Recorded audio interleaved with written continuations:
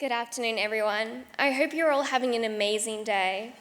Wow, isn't all this amazing? My name is Aliona Grytsenko, and I'm 22 years old. I was born in Ukraine and had the biggest privilege of moving to Australia at the age of 8, and simultaneously the biggest challenge faced getting dropped off at an English-only speaking school a few weeks after knowing only the word what. Coming into a country full of so many opportunities and possibilities, I vowed to take them all on board. That meant focusing on my education, on a stable career, to ensure a comfortable and stress-free life for my entire family.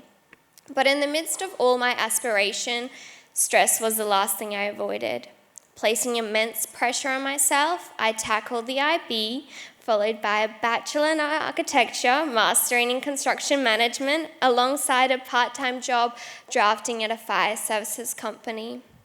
The sleepless nights, tears, stress, and then a breathlessness. I thought I was so unfit, so I joined everything: Zumba, aqua aerobics, Pilates, daily walks, but the pressure in my chest progressed to a point where I couldn't get up, walk up a flight of stairs, or even sleep on my side.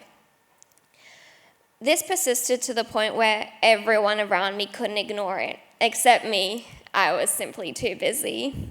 And then, 3.5 years into a 4-year degree, certain I could finally rest with all my dreams and hard work paying off, I was diagnosed with Hodgkin's lymphoma stage 2B, with a mass bigger than a rock melon causing my right lung to fully collapse. Within a week, I started treatment and was faced with a hard look at my life. The things I had spent every day working towards seemed to have no value. And the relationships with my friends, family, and Jesus I neglected were the only things holding me together. I realized that in hospital, you do not care about the car, career, house, appearance. In hospital, the memories you make, the impact you have, and the character you display are the only things that matter. 6 months of chemotherapy called ABBD, an acronym for words I still cannot pronounce, and I was certain I'd be back to life in no time.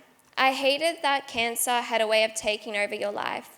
What you do, eat, how you look, everything seemed to revolve around cancer. And the friends your age that find it too confronting and close to home simply leave.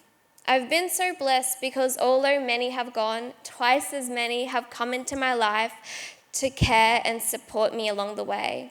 I'm so blessed that I have Jesus, and through him I see the opportunity to focus on all the things I have and still can do. I've taken up guitar, a skill I've been meaning to acquire for 6 years, and watercolor illustrations to cheerfully document my daily reality face and kill the dreaded hours in the hospital. My dream is to make caricatures, cards, hopefully a children's book, to simply invest more time into bringing smiles to faces, including mine. I've learned that in amongst the unavoidable and dreadful challenges faced, there are sacrifices to be made, worries and tears to be had, and a large shift in priority and focus to take place.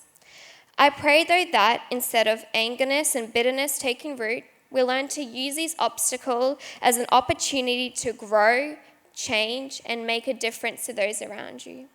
So I sincerely would like to thank you all.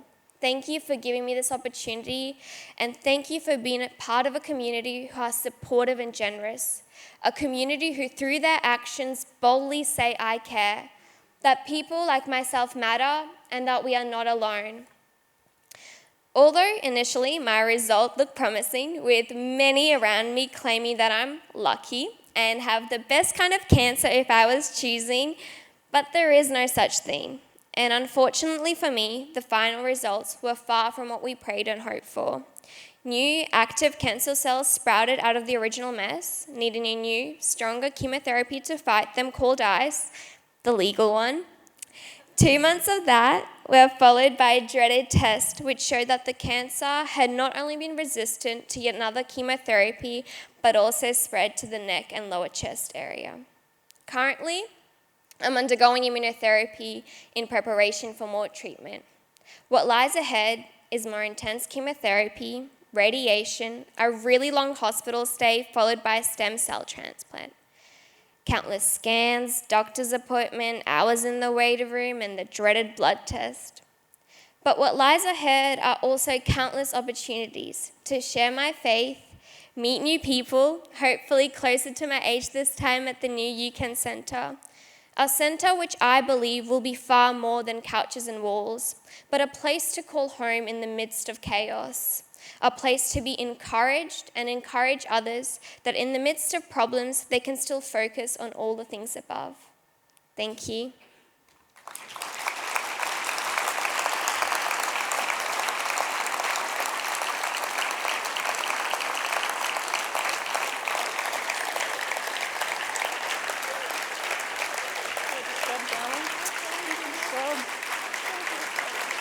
You did it. I did it. Can I go now? You can now. Okay. If you'd like. I'll be clap you as you go off. Oh, thank you.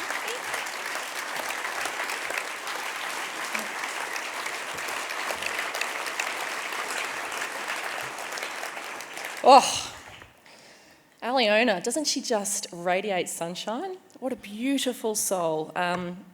Aliona, I know that your parents are here in the audience today and they must be so proud, so proud. And I love the fact that Sony Music supports bona fide rock stars. We've had a couple on stage already today. But in a perfect match of synergy, for me, Aliona, our speakers at last year's event, Rachel, Jason, our UCAN champions that are here today, they are just as much rock stars in my eyes. Would you not agree? Superstars. Yep.